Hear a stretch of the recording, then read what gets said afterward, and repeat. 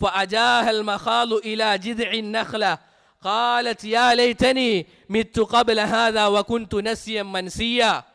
ആ ഒരു സംഭവം ഉണ്ടായപ്പോൾ മറിയം അലൈഹസ്സലാത്തു വസ്സലാം അവിടുന്ന് പറയുകയാണ്, ഞാൻ ഈ ഒരു കാര്യത്തിന് മുന്നേ മരിക്കുകയോ എന്നെ വിസ്മരിക്കപ്പെടുകയോ ചെയ്തിരുന്നെങ്കിൽ എത്ര നന്നായേനെ. കാരണം ഒരു ഭർത്താവില്ലാതെയാണ് അവിടുന്ന് ഗർഭിണിയായത്. സഹോദരങ്ങളെ, ഇതിൽ വലിയ അത്ഭുതപ്പെടാൻ എന്തെങ്കിലും ഉണ്ടോ?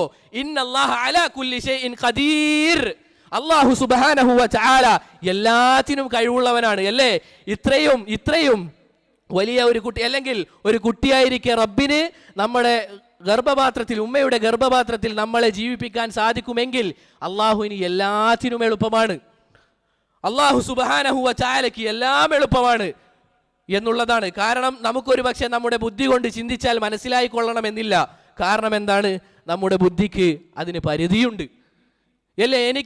ഇതിനപ്പുറമുള്ള കാര്യങ്ങൾ അത് കാണാൻ സാധിക്കുകയില്ല. അതെൻ്റെ കാഴ്ചക്ക് പരിധിയുള്ളത് കൊണ്ടാണ്. അതുപോലെ തന്നെ എനിക്ക് താങ്ങാൻ പറ്റുന്ന ഒരു വെയിറ്റ് ഉണ്ട്, അതിനപ്പുറം എനിക്ക് താങ്ങാൻ പറ്റില്ല. കാരണം എന്താണ്? എനിക്ക് പരിധിയുണ്ട്. ഖുലിഖൽ ഇൻസാനു ദഈഫ.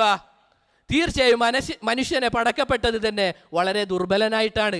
ഇതുപോലെ തന്നെ നമുക്ക് പരിധിയുള്ള സാധനമാണ് നമ്മുടെ ബുദ്ധി എന്നുള്ളത്.